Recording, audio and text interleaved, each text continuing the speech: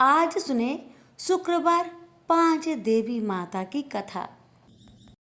किसी गांव में अनेक लोग रहा करते थे और सभी अपने अपने कामों में मग्न रहते थे। किसी को किसी का चिंता फिक्र परवाह था ही नहीं, सब अपने से ही मतलब रखते थे। इसी कारण से भजन कीर्तन, भक्ति भाव, दया माया, परोपकार जैसे संस्कार कम हो गए। उस गांव में बुराइयां बढ़ गई थी। शराब, जुआ, रेस, व्यभिचार, चोरी डकैती वगैरह बहुत गुना शहर में होता रहता था। इसके बावजूद उस गांव में कुछ अच्छे लोग भी रहा करते थे। ऐसे ही लोगों में शीला और उनके पति की गृहस्थी मानी जाती थी। शीला बहुत धार्मिक प्रवृत्ति की थी और उसका स्वभाव संतोषी था।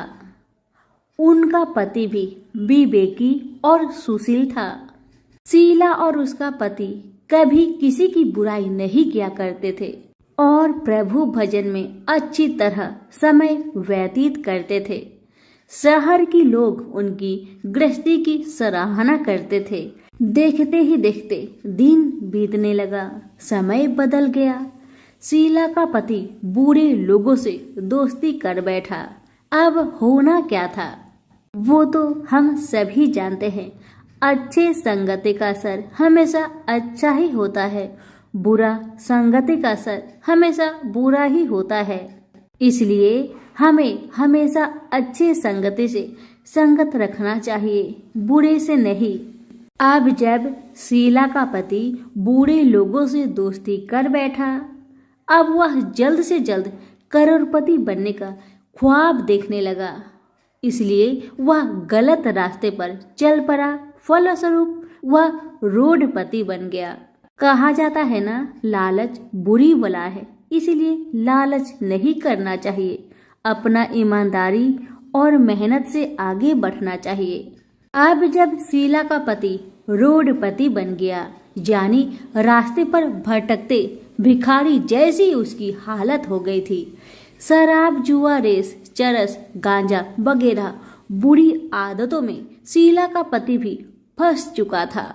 दोस्तों के साथ उसे भी शराब की आदत बुरी तरह लग गई थी। इस प्रकार उसने अपना सब कुछ रेस जुए में गवा दिया।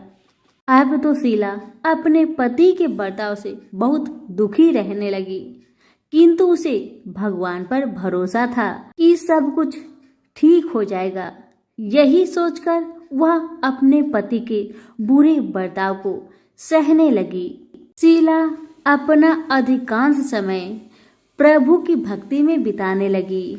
अचानक एक दिन दोपहर को उनके द्वार पर किसी ने दस्तक दिया। शीला ने द्वार खोलकर देखा कि एक माजी खड़ी थी।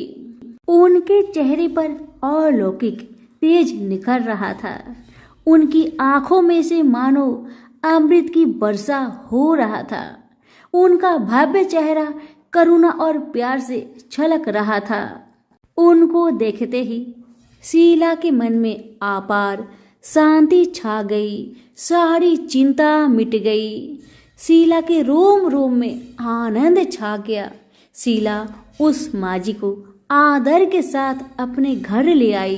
दुख का बात यह था कि शीला के घर में बैठाने के लिए कुछ भी नहीं था कि माजी को किस पर बैठाया जाए। बेचारी यह सोच विचार के उसने एक सकुचाकर एक फटी हुई चादर पर उनको बिठाया और शीला ने कहा, माजी, मेरे घर में और कुछ भी नहीं है जो मैं आपको बैठा सकूं, इसलिए माँ मुझे माफ करना, मैं आपको फटी हुई चादर पर बैठा रही हूँ। माँ तो शीला की बातों से मंद मंद मुस्कुरा रही थी। माँ तो शीला की हर कहानी को जानती थी कि उसका पति उसके साथ कैसा व्यवहार कर रहा है। बेचारी कितने दुख में है। शीला के बातें सुन माजी प्रेम भरी शब्दों से बोली, शीला, क्यों मुझे तुमने पहचाना नहीं? हर शुक्रवार को लक्ष्मी जी के मंदिर में भजन कीर्तन के समय मैं ही तो वहां आती हूँ। इसके बावजूद शीला कुछ नहीं समझ पा रही थी। फिर माँ जी ने कहा, तुम बहुत दिनों से मंदिर नहीं आ रही हो, अतः मैंने सोचा चलो मैं ही देख लेती हूँ। माँ जी के अति प्रेम भरे शब्दों से शीला का हृदय पिघल गया। उसकी आंखों में आंसू आ गए और वह बिलख बिलख कर जोर जोर से रोने लगी। शीला को रोते देखकर माँ जी ने कहा, बेटी, सुख और दुख तो धूप और छाव जैसे होते हैं। धैर्य रखो बेटी, धैर्य रखो। और तुझे क्या परेशानी है, मुझे सारी परेशानी बता दे। माँ जी के व्यवहार से शीला को काफी संबल मिला और सुख की आस में उसने माँ जी को अपनी सारी दुख की कहानी सुना दी। कहानी सुनकर माँ जी ने कहा, कर्म की गति न्यारी होती है। हर इंसान को अपने कर्म भुगतने ही पड़ते हैं। इसलिए बेटी, तू चिंता मत कर, अब तू कर्म भुगत चुकी है। अब तुम्हारे सुख के दिन अवश्य आएगी। तू माँ लक्ष्मी जी की भक्त है। माँ लक्ष्मी जी तो प्रेम और करुणा की अवतार है। वे अपनी भक्तों पर हमेशा ममता छिड़कती है। इसलिए तू धैर्य रखकर माँ लक्ष्मी का व्रत कर, इससे सब कुछ ठीक हो जाएगा। तुम्हारा दुख दर्द सब समाप्त हो जाएगा और तुम्हारे घर में अन्न धन का भंडार भर जाएगा। बस श्रद्धा भक्ति से माँ लक्ष्मी का व्रत करो। माँ जी की बात सुन शीला पूछने लगी, माँ, व्रत की विधि तो मुझे पता नहीं। तब माँ जी ने उसे व्रत की सारी विधि भी बताई। माँ जी ने कहा, बेटी, माँ लक्ष्मी जी का व्रत बहुत सरल है। उसे वर लक्ष्मी व्रत या वैभव लक्ष्मी व्रत कहा जाता है। यह व्रत करने वाले की सब मनोकामना पूरी होती है। वह सुख संपत्ति और यश प्राप्त करता है। शीला यह सब सुनकर आनंदित हो उठी। शीला ने संकल्प करके आंखें खोली तो सामने कोई नहीं था। वह विस्मित हो गई कि माँ जी कहाँ गई। अभी तो माँ जी मेरे सामने खड़ी थी। शीला को तत्काल यह समझने में देर नहीं लगी कि माँ जी कोई और नहीं, साक्षात माँ लक्ष्मी ही थी। दूसरे दिन शुक्रवार था। सवेरे स्नान करके स्वच्छ कपड़े पहनकर शीला ने माँ जी द्वारा बताई विधि से पूरे मन से श्रद्धा भक्ति से व्रत किया और आखिर में प्रसाद वितरण हुआ। यह प्रसाद पहले पति को खिलाया। प्रसाद खाते ही पति के स्वभाव में फर्क पड़ गया। माँ लक्ष्मी की कृपा से उसका पति जिस दिन प्रसाद खाया उस दिन अपनी पत्नी को मारा पीटा नहीं, सताया भी नहीं। शीला को बहुत अच्छा लगा। शीला के मन में तो अब पहले से भी ज्यादा वैभव लक्ष्मी व्रत के लिए श्रद्धा बढ़ गई। शीला ने पूर्ण श्रद्धा भक्ति के साथ 21 शुक्रवार तक वैभव लक्ष्मी व्रत किया। 21वें शुक्रवार को माँ जी के कहे मुताबिक उद्धापन विधि करके 7 स्त्रियों को वैभव लक्ष्मी व्रत की 7 पुस्तक उपहार में दी। फिर माता जी के धन लक्ष्मी स्वरूप की छवि को बंधन करके भाव से मन ही मन प्रार्थना करने लगी, हे माँ धन लक्ष्मी, मैंने आपका वैभव लक्ष्मी व्रत करने की मन्नत मानी थी। वह व्रत आज पूर्ण किया है। हे माँ, मेरी हर विपत्ति को दूर करो, हमारा सबका कल्याण करो। जिसे संतान ना हो माँ, उसे संतान देना। सौभाग्यवती स्त्री का सौभाग्य को माँ अखंड रखना। कुंवारी लड़कियों को मन भावन पति देना। जो आपका यह चमत्कारी वैभव लक्ष्मी व्रत करे, उनकी सब विपत्ति को दूर करना, सभी को सुखी रखना। हे माँ, आपकी महिमा अपार है। ऐसा बोलकर लक्ष्मी जी के धन लक्ष्मी स्वरूप की छवि को प्रणाम किया। व्रत के प्रभाव से शीला का पति अच्छा इंसान बन गया और अब शीला का पति मेहनत करके व्यवसाय करने लगा। उसने तुरंत शीला की गिरवी रखे गहने छुड़ा लिए। घर में धन की बाढ़ सी आ गई। घर में पहले जैसी सुख शांति छा गई। वैभव लक्ष्मी व्रत का प्रभाव देखकर मोहल्ले की दूसरी स्त्रियां भी विधि पूर्वक वैभव लक्ष्मी व्रत करने लगी। सभी प्रेम से बोले, वैभव लक्ष्मी माता की जय हो। आइए अब जानते हैं वैभव लक्ष्मी व्रत का उद्यापन विधि। 7, 11 या 21 जितने भी शुक्रवार की मन्नत मांगी हो उतने शुक्रवार तक यह व्रत पूरी श्रद्धा तथा भावना के साथ करना चाहिए। आखिरी शुक्रवार को इसका शास्त्रीय विधि के अनुसार उद्यापन करना चाहिए। आखिरी शुक्रवार को प्रसाद के लिए खीर बनानी चाहिए। जिस प्रकार हर शुक्रवार को हम पूजन करते हैं वैसे ही करना चाहिए। पूजन के बाद माँ के सामने एक श्रीफल फोड़े, फिर कम से कम 7 कुंवारी कन्या या सौभाग्यशाली स्त्रियों को कुमकुम का तिलक लगाकर माँ वैभव लक्ष्मी व्रत कथा की किताब की एक प्रति उपहार में देनी चाहिए और सबको खीर का प्रसाद देना चाहिए। इसके बाद माँ लक्ष्मी जी को श्रद्धा सहित प्रणाम करना चाहिए। फिर माता जी के धन लक्ष्मी स्वरूप की छवि को वंदन करके भाव से मन ही मन प्रार्थना करे, हे माँ धन लक्ष्मी, मैंने आपका वैभव लक्ष्मी व्रत करने की मन्नत मानी थी। यह व्रत आज पूर्ण किया है। हे माँ, हमारी मनोकामना पूर्ण करे, हमारी हर विपत्ति को दूर करे, हम सबका कल्याण करे। जिसे संतान ना हो उसे संतान देना, सौभाग्यवती स्त्री का सौभाग्य अखंड रखना, कुंवारी लड़की को मन भावन पति देना। जो आपका यह चमत्कारी वैभव लक्ष्मी व्रत करे उनकी सब विपत्ति दूर करना, सभी को सुखी करना। हे माँ, आपकी महिमा अपार है, आपकी जय हो। ऐसा बोलकर लक्ष्मी के धन लक्ष्मी स्वरूप की छवि को प्रणाम करे। सभी प्रेम से बोलिए, वैभव लक्ष्मी माता की जय हो। माता संतोषी की कहानी। संतोषी माता के व्रत को करने वाला कथा कहते व सुनते समय हाथ में गुड़ व भुने चने रखे। सुनने वाले संतोषी माता की जय, संतोषी माता की जय, इस प्रकार जय जयकार मुख से बोलते जाए। कथा समाप्त होने पर हाथ का गुड़ चना गौ माता को खिलाए। कलश में रखा हुआ गुड़ चना सबको प्रसाद रूप में बांटे। कथा से पहले कलश को जल से भरे, उसके ऊपर गुड़ चने से भरा कटोरा रखे। कथा समाप्त होने और आरती होने के बाद कलश के जल को घर में सब जगह पर छिड़के और बचा हुआ जल तुलसी की क्यारी में डाल दे। 1.25 रुपए का गुड़ चना लेकर माता का व्रत करे। गुड़ घर में हो तो ले ले, विचार न करे, क्योंकि माता भावना की भूखी है। कम ज्यादा का कोई विचार नहीं चाहिए। जितना भी आपसे बन पड़े अर्पण करे। श्रद्धा और प्रेम से प्रसन्न मन हो व्रत करना चाहिए।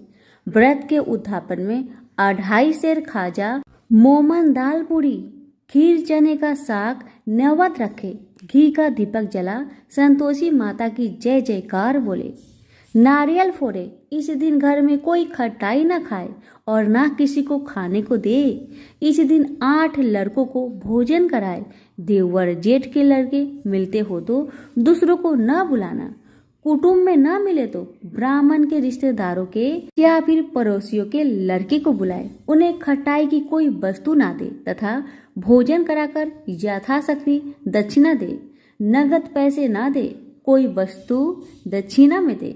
व्रत करने वाला कथा सुन प्रसाद ले, एक समय भोजन करे। इस तरह से माता प्रसन्न होगी और दुख दरिद्रता दूर होकर मनोकामना पूरी होगी। अब सुनिए कथा। पहले बोलिए, संतोषी मैया की जय हो। एक बुढ़िया थी, उसके 7 पुत्र थे। 6 कमाने वाले और एक निकम्मा था। बुढ़िया माँ 6 पुत्रों की रसोई बनाती, भोजन कराती और जो बचता वह 7वें को देती थी।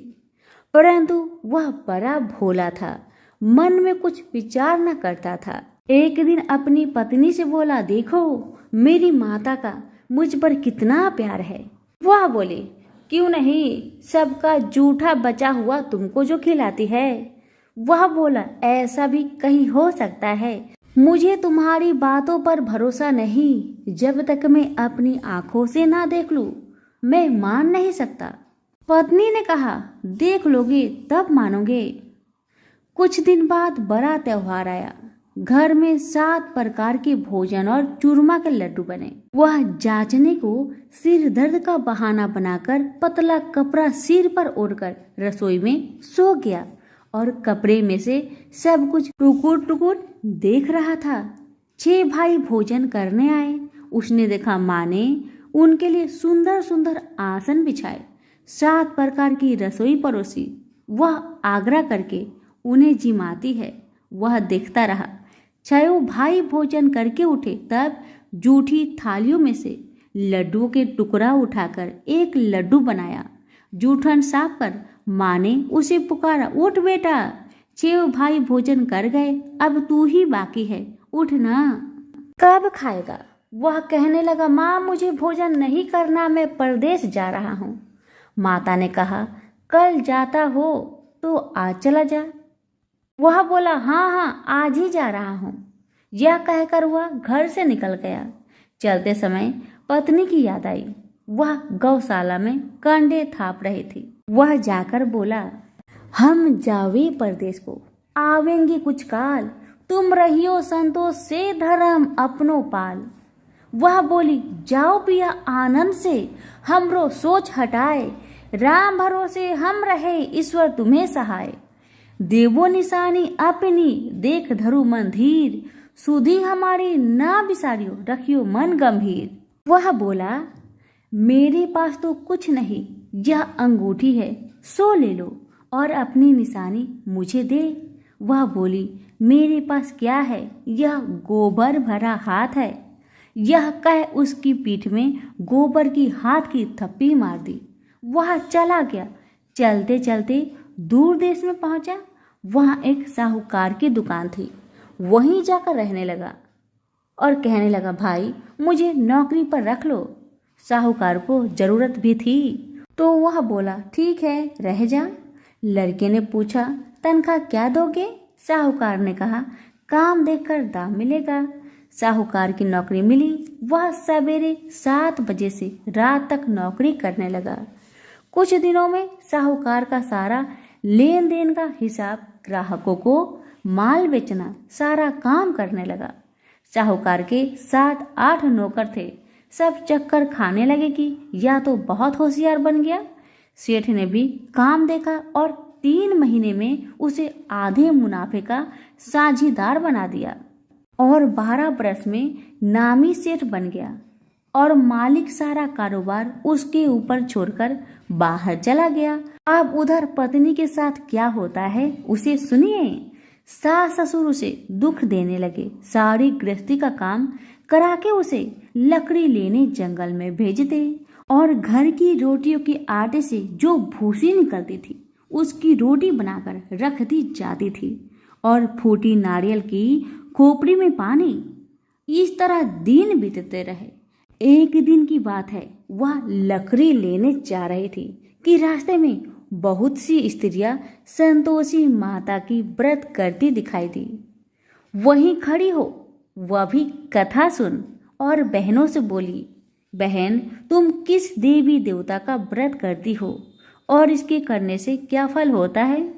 इस व्रत की करने की विधि क्या है?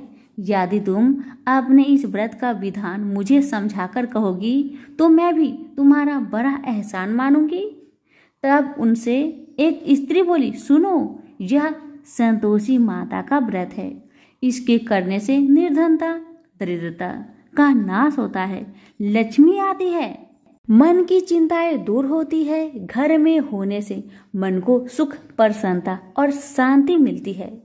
व्रत के दिन घर में खटाई कोई न खाए। यह सुनकर बहू चल दी। रास्ते में लकड़ी बोझ को बेच दिए और उन पैसों से गुड़ चना ले माता के व्रत की तैयारी कर आगे चली गई और सामने मंदिर देख पूछने लगी, यह मंदिर किसका है?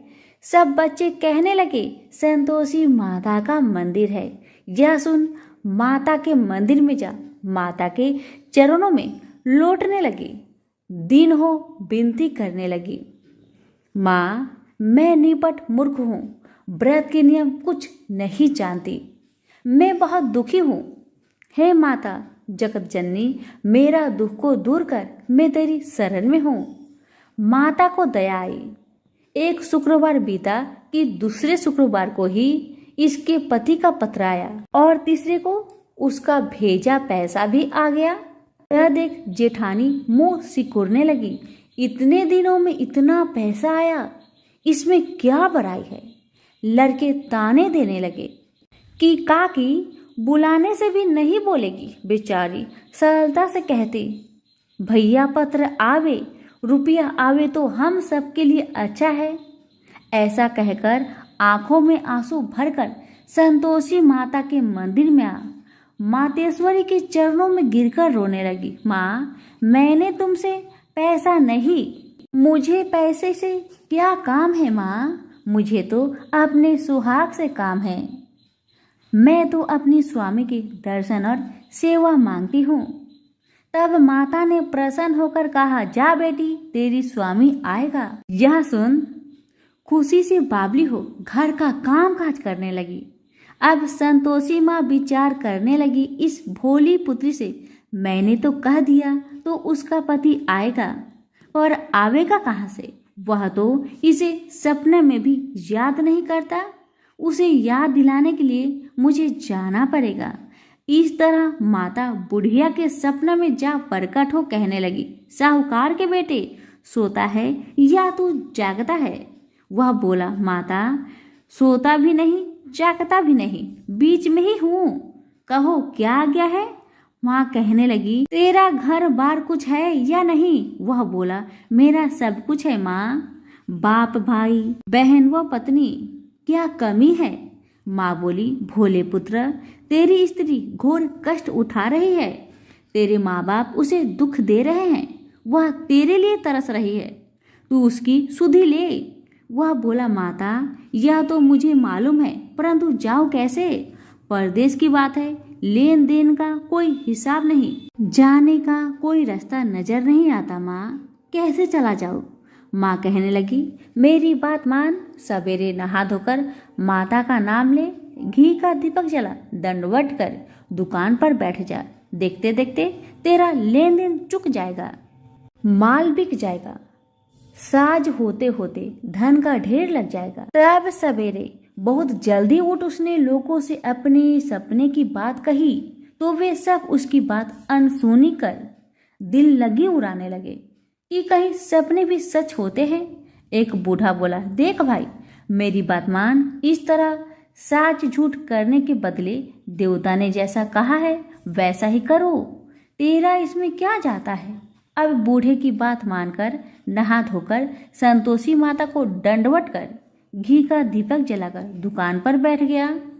थोड़ी देर में क्या देखता है कि दिन वाले रुपए लाए, लेने वाले हिसाब लेने लगे, कोठे में भरे सपनों के खरीदार नगद दाम में सौदा करने लगे। शाम तक धन का ढेर लग गया। माता का यह चमत्कार देख खुश हो मन में माता का नाम ले घर जाने की वास्ते गहना कपड़ा खरीदने लगा और वहां के काम से निपटकर तुरंत रवाना हुआ। वहां पत्नी बेचारी जंगल में लकड़ी लेने जाती, लौटते वक्त माता जी की मंदिर में विश्राम करती है। वह तो उसका रोज रुकने का स्थान ठहरा। दूर से धूल उठती देखकर वह माता से पूछती है, हे माता यह धूल कैसे उड़ रही है? माँ कहती है, हे पुत्री तेरा पति आ रहा है, अब तू ऐसा कर लकड़ियों के 3 बोझ बना ला, एक नदी के किनारे रख, दूसरा मेरे मंदिर पर और तीसरा अपने सिर पर रख।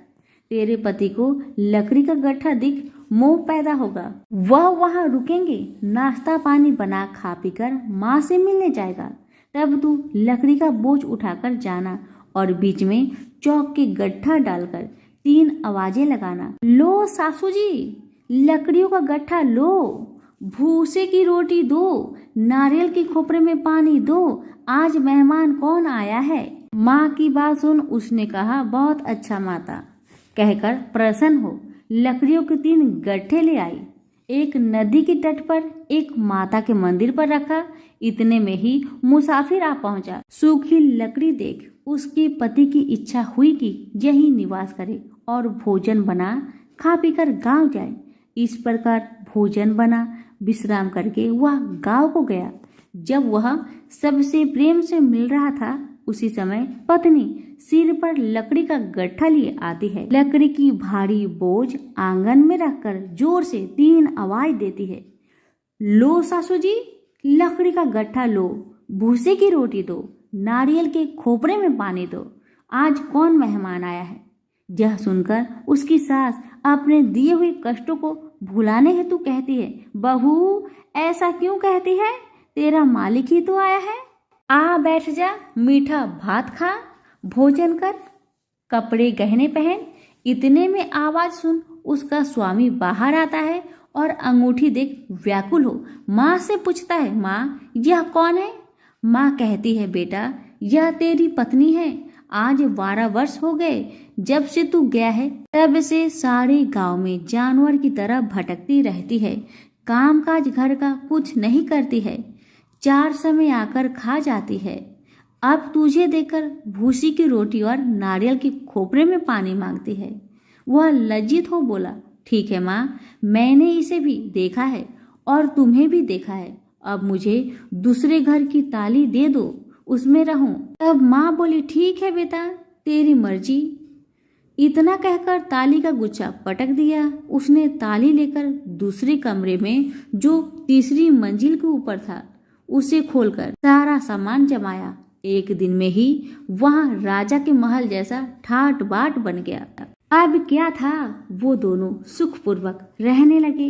इतने में अगला शुक्रवार आया। बहू ने अपने पति से कहा कि मुझको माँ का उद्यापन की तैयारी करना है, और इतना कहकर तैयारी करने लगी। जेठ के लड़कों को भोजन के लिए कहने गई। उन्होंने मंजूर किया, परंतु पीछे जेठानी बच्चों को सिखाती है, देखो रे, भोजन के समय खटाई मांगना जिससे उसका उद्यापन पूरा ना हो।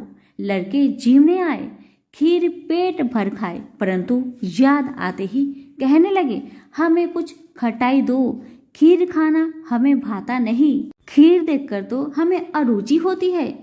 बहू कहने लगी, खटाई किसी को नहीं दी जाएगी, यह तो संतोषी माता का प्रसाद है। लड़के उठ खड़े हुए और बोले, पैसे लाओ। भोली बहू कुछ जानती नहीं थी, सो उन्हें पैसे दे दिए। लड़के उसी समय उठ इमली लाकर खाने लगे। यह देखकर संतोषी माता बहू पर क्रोधित हुई। राजा के दूत उसके पति को पकड़ कर ले गए।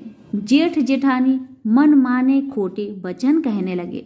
लूट लूट कर धन इकट्ठा कर लाया था, सो राजा के दूत उसको पकड़ कर ले गए। अब सब मालूम पड़ जाएगी जब जेल की मार खाएगा। बहू से वचन सहन नहीं हुए।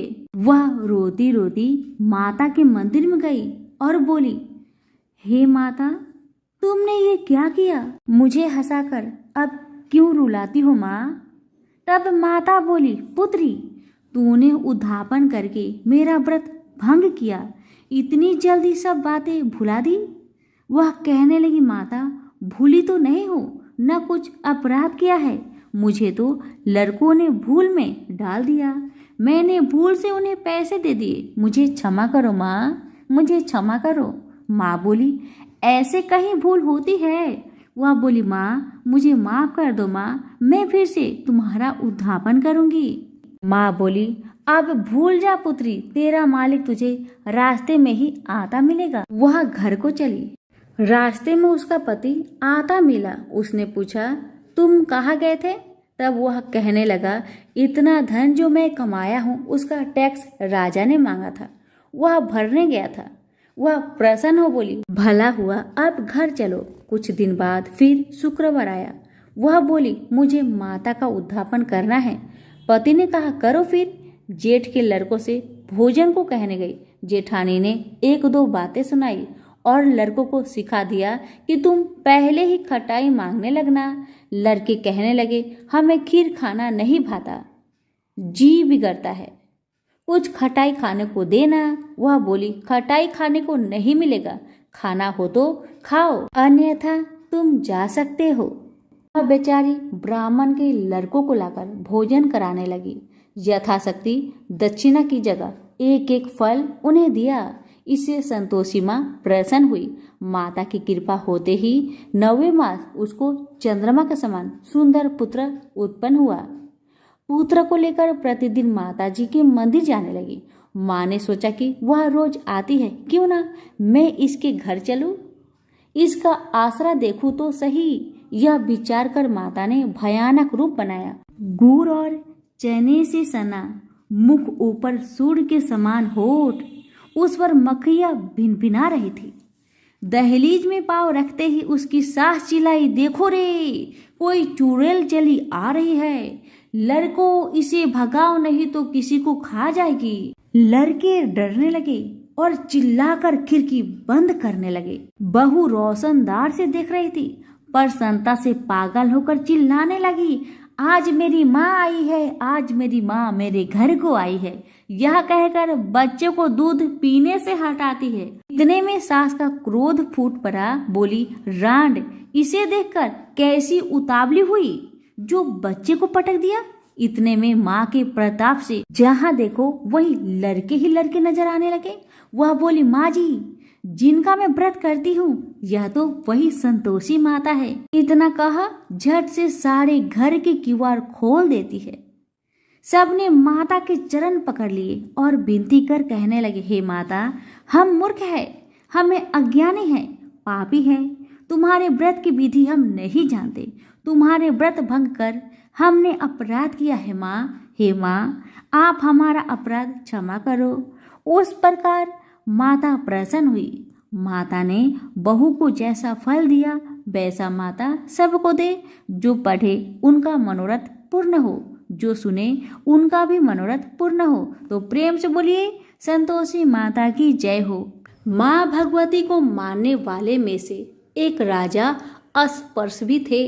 वो दिन रात उनकी पूजा अर्चना में लीन रहते थे।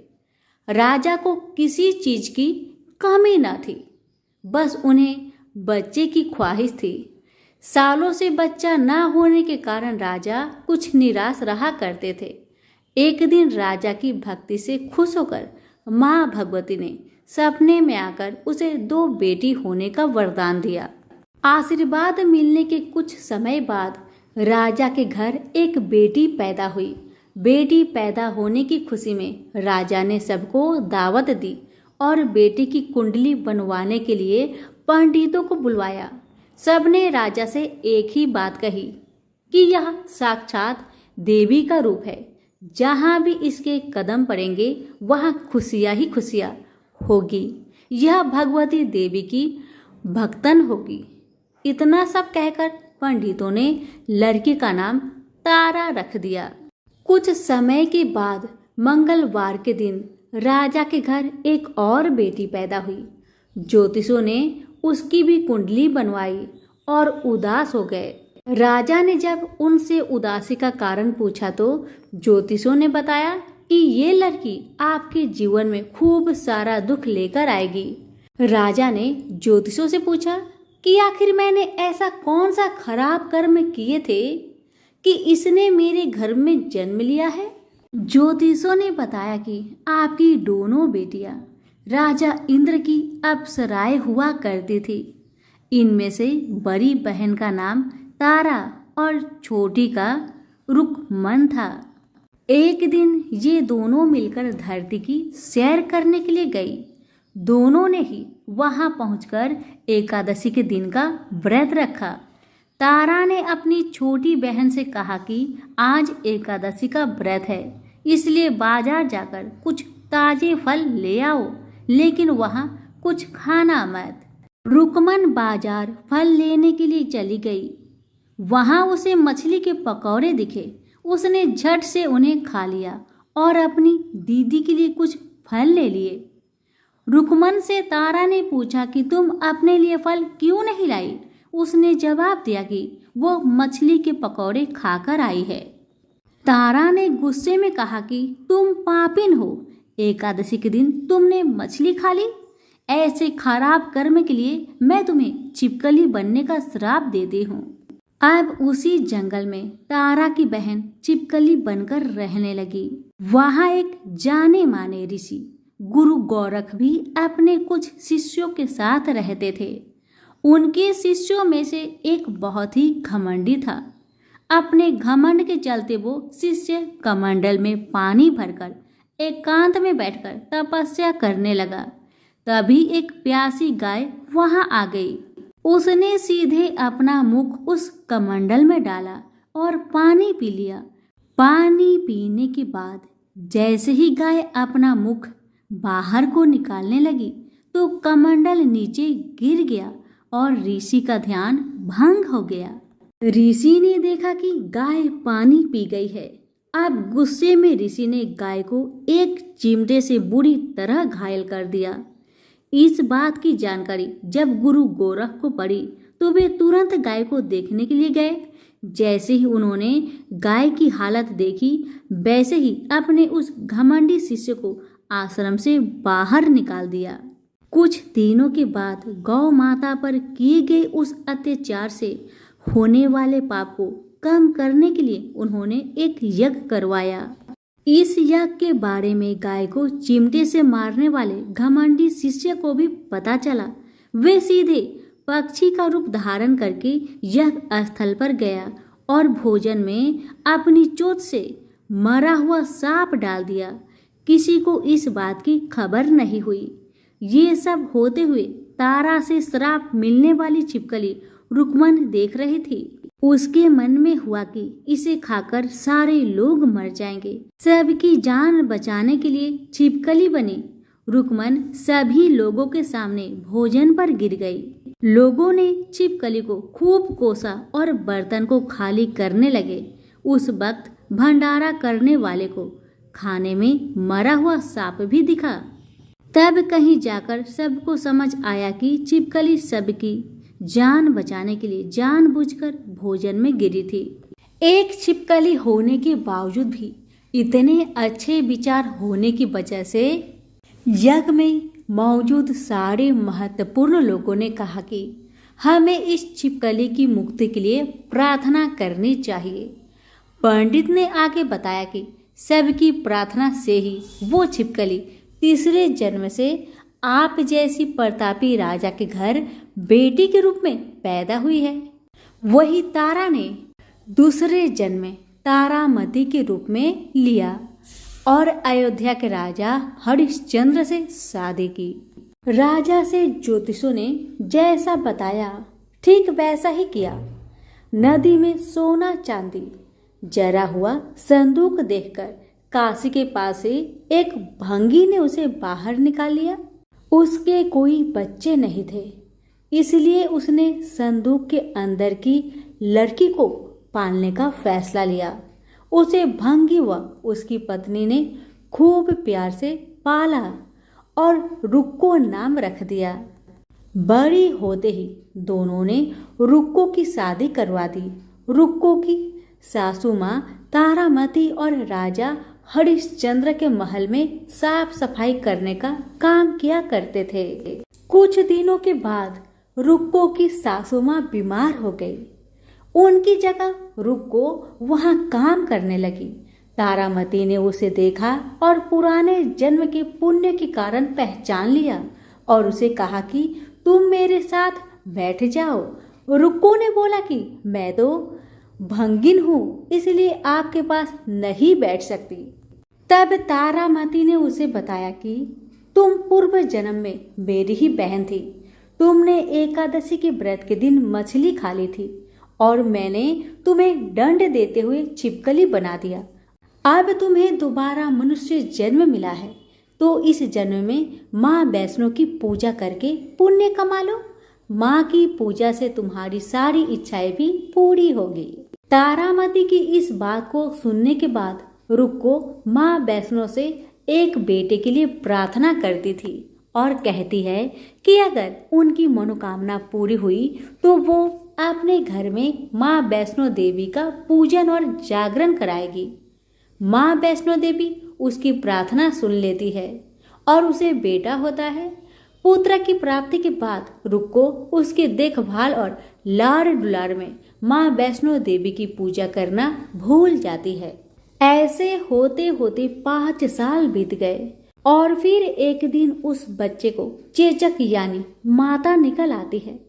बच्चे की ऐसी स्थिति देखकर परेशान रुक्को अपने पिछले जन्म की बहन तारामती के घर जाकर उन्हें इस समस्या के बारे में बताती है। तब तारामती ने पूछा कि तुमने माँ वैष्णो देवी की पूजा अर्चना में कोई गलती तो नहीं की? फिर रुक्को को याद आता है कि उसने माँ वैष्णो देवी का जागरण कराने का प्रण लिया था। ये बात याद आते ही रुक्को को काफी पछतावा हुआ और मन में माँ से कहा कि बच्चे के ठीक होते ही वो अपने घर में जागरण कराएगी। अगले ही दिन उसका बेटा पूरी तरह ठीक हो जाता है। तभी रुक्को ने माता रानी के मंदिर जाकर पुजारियों को कहा कि मंगलवार के दिन घर में जागरण करवा दीजिए। रुक्को की बात सुनकर पंडित कहते हैं कि तुम यही 5 रुपए दे दो, तुम्हारे लिए हम मंदिर में ही जागरण करा देंगे। रुक्को कहती है, मुझे पता है कि मैं चार्मिन हूँ, लेकिन आप मेरे घर आकर ही जागरण करवा दीजिए। माँ किसी तरह का भेदभाव नहीं करती है, तो आपको भी नहीं करना चाहिए। इस पर पंडितों ने विचार विमर्श करके कहा कि अगर रानी आपके जागरण में आती है तो हम तुम्हारे घर आकर जागरण करने के लिए तैयार है। पंडितों की बात सुनकर रुक्को अपनी बहन रानी तारामती के पास जाती है और तारामती को सारी बात बताती है। रुक्को की बातें सुनकर तारामती जागरण में जाने के लिए तैयार हो जाती है। इस बात को बताने के लिए रुक्को जब पंडित जी के पास जाती है तब उनके बीच की बातों को सेन नामक नाई सुन लेता है। फिर वह राजा हरिश्चंद्र को जाकर सारी बातें बता देता है। राजा के मन में हुआ कि रानी को नीची जाति वालों के घर जागरण में नहीं जाना चाहिए। इसी वजह से वो अपनी उंगली काट लेते हैं, जिससे उन्हें नींद न आए और रानी जागरण में न जा सके। तब जागरण का समय होता है, तब भी राजा को जागते हुए देखकर रानी मन ही मन में माँ वैष्णो देवी से प्रार्थना करती है कि महाराज को नींद आ जाए ताकि मैं जागरण में जा सकूं। रानी की प्रार्थना से कुछ देर बाद राजा को नींद आ जाती है। फिर रानी तारामती रोशनदान में रस्सी बांधकर महल से नीचे आकर रुक्को के घर चली जाती है। इसी जल्दबाजी में रास्ते में ही रानी का रेशमी रुमाल और एक पाव का कंगन गिर जाता है। इधर कुछ वक्त बाद राजा हरिश्चंद्र की नींद टूट जाती है।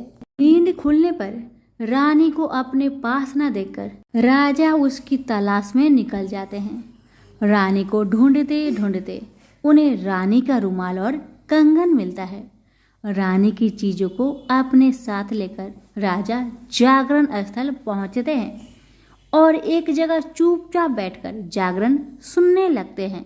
माँ वैष्णो देवी के जयकारे के साथ जागरण खत्म होता है और सभी को प्रसाद दिया जाता है। तब रानी अपने हिस्से के प्रसाद को झोली में डाल लेती है।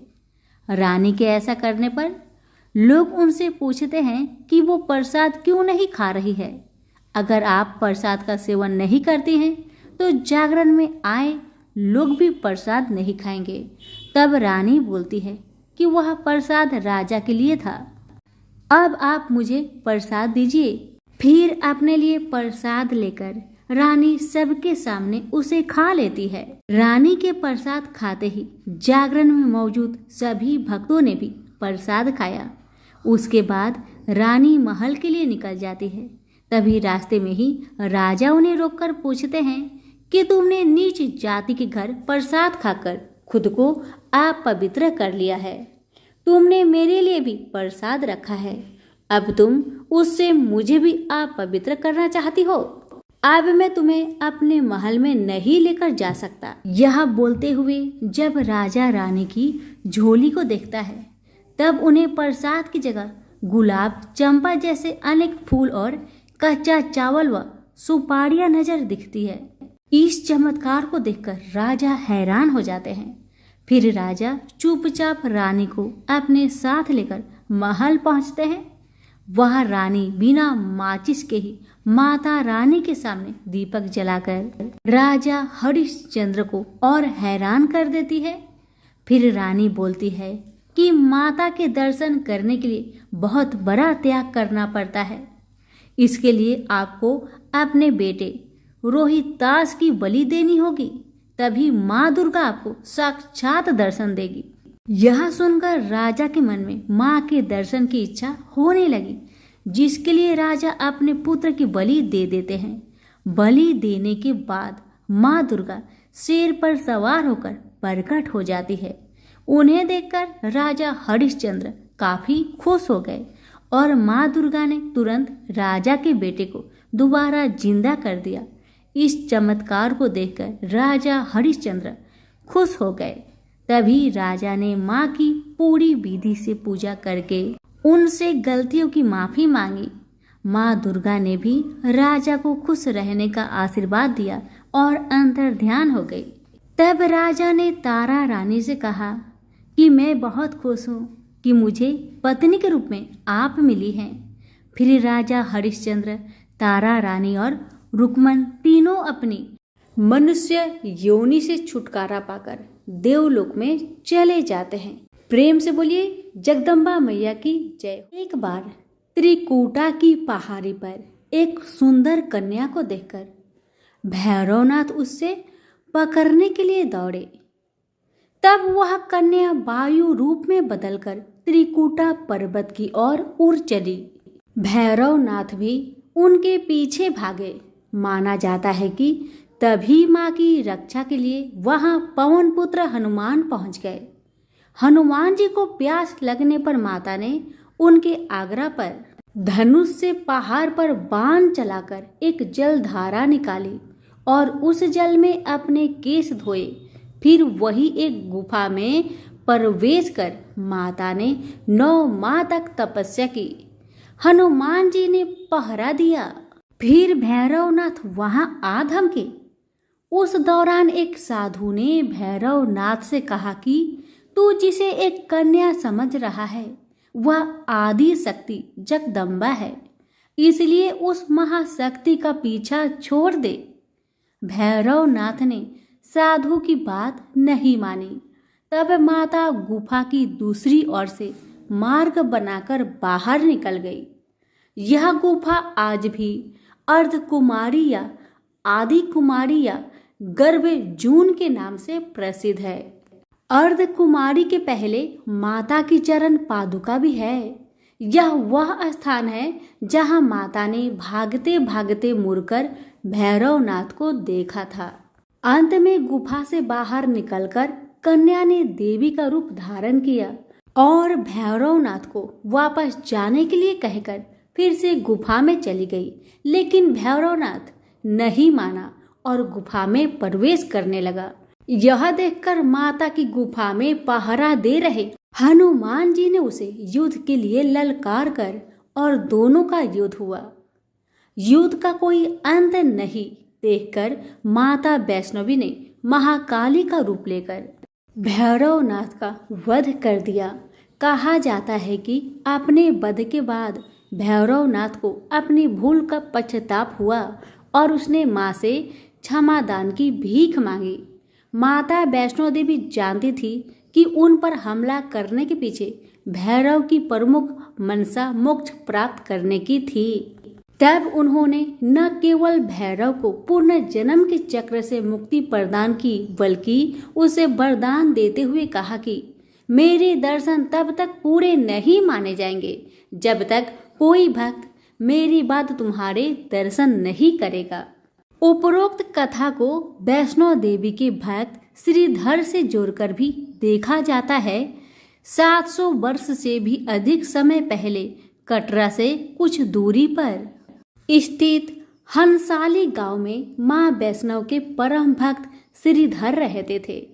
वे निसंतान और गरीब थे।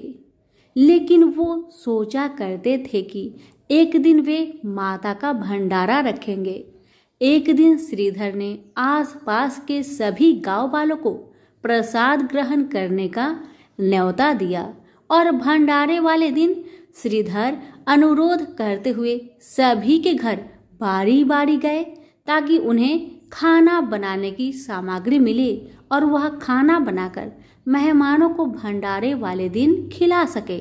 जितने लोगों ने उनकी मदद की वह काफी नहीं थी, क्योंकि मेहमान बहुत ज्यादा थे। वह सोच रहे थे इतने कम सामान के साथ भंडारा कैसे होगा।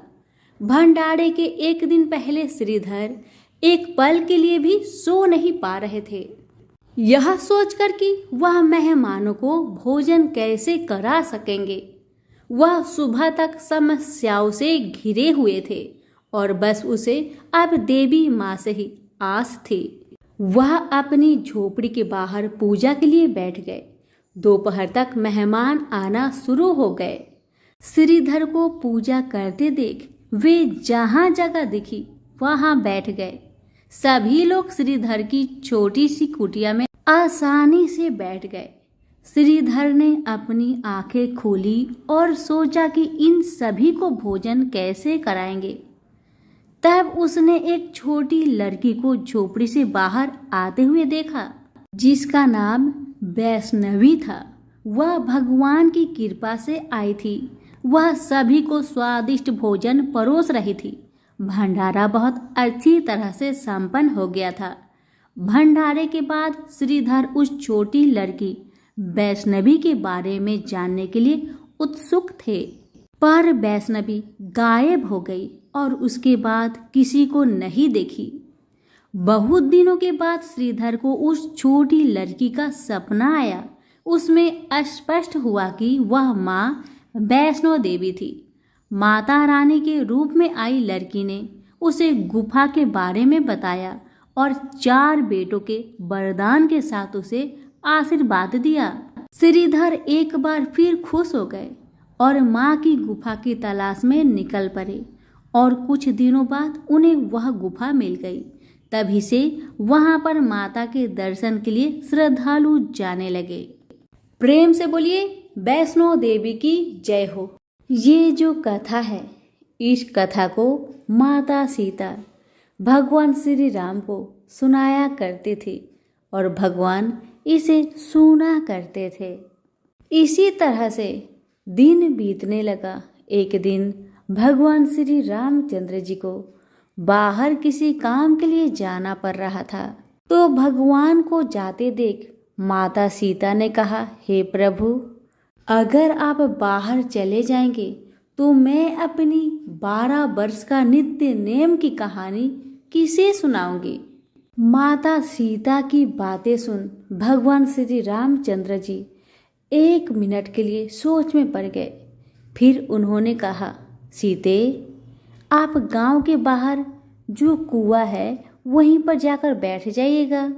जब लोग पानी भरने आया करेंगे उसे ही अपना नित्य नेम की कहानी सुना दिया करे।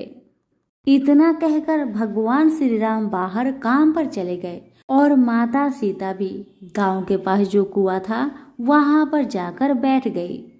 तभी एक स्त्री आई। उसने रेशम की जरी की साड़ी पहन रखी थी और सोने का घड़ा ले रखा था।